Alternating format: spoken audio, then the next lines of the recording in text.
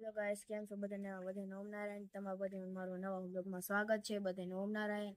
તો ચાલો આપણે આજે જાશું ખેતરમાં. તો ચાલો આપણે જઈએ આપણે અત્યારે મારા ખેતરમાં. ચાલો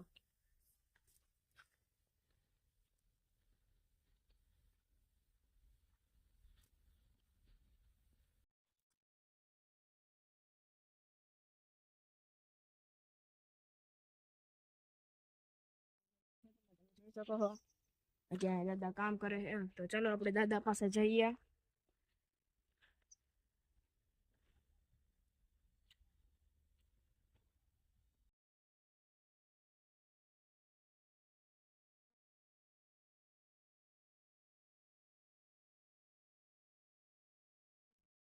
પાલકમાં નીંદવાનું ખડ ખડ ખડને કાઢો છો, ત્યારે કાપો છો, કાઢો છો. કાઢવું જ પડે ને, નકર થાય નહીં. તમે જોઈ શકો પાલક વાવેલો તમે જોઈ શકો છો. ચોરા છે જુઓ. જોયું મારા દાદા અત્યારે ખેતરમાં કામ કરે છે ને. હવે આપણે જઈશું આપણા મમ્મી પપ્પા પાસે. તો ચાલો આપણે જઈએ તેની પાસે. તમે જોઈ શકો અહીંયા પાલક વાવેલું તમે જુઓ.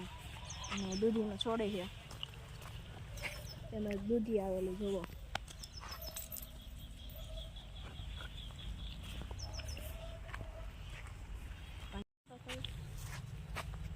તમે જોઈ શકો અહીંયા પાલક વાવેલો છે.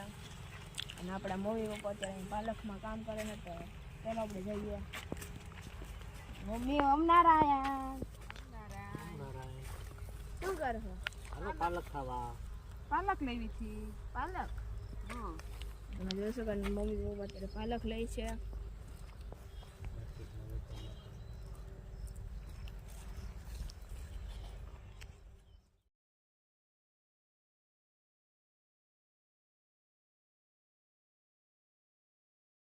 સામે જોઈ શકો આપણે રીંગણી વાવેલી છે. તમે જોઈ શકો છો સામે રીંગણી છે. સામે તાંજોરીઓ છે, તાંજોરીઓ તમે જોઈ શકો. ચાલો આપણે એની પાસે જઈએ. તાંજોરીઓ આવેલો છે તમે જોઈ શકો છો.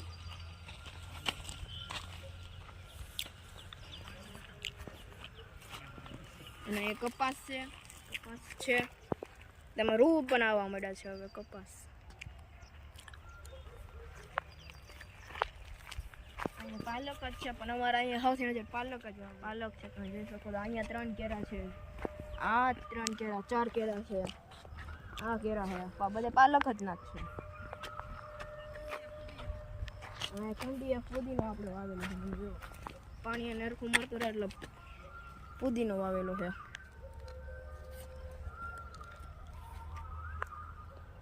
જોઈએ અહીંયા પુદીનો હતો. અને આ બે કેરા ધાણાના વાવેલા છે. તમે જુઓ ધાણા વાવેલા છે 2 કેરામાં. અને આ 3 કેરામાં આપણે લસણ વાવેલું છે.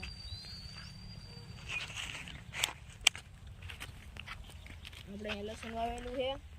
હજુ લહન છે. તો આપણે મમ્મીને પૂછવી તો લહન ક્યારે લીલું થશે. મમ્મી લહન ક્યારે લીલું થશે? આપણે તો તમે સાંભળ્યું કે દિવાળીએ લીલું લસણ થઈ જાય. વેચવા હાટું છે કે ખાવા? લીલું વેચવા માટે, ભજીયા ખાવા આવજો લસણના. તો લીલું વેચવા હાટું અને ભજીયા ખાવા પણ હાટું. મારા તુરિયા દેખાડું. ચાલો તમને મારા તુરિયા દેખાડું. તુરિયા વાવેલા છે તમે જોઈ શકો છો.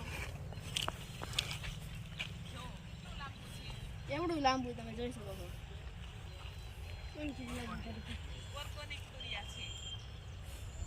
આખી એમને વાડ છે એવી રીતે તુરિયાથી. તમે જોવો આખી એમને એવી રીતે છે. તમને મારું ખેતર એક વખત પાછું દેખાડી દો. તમે જોવો મારું ખેતર છે.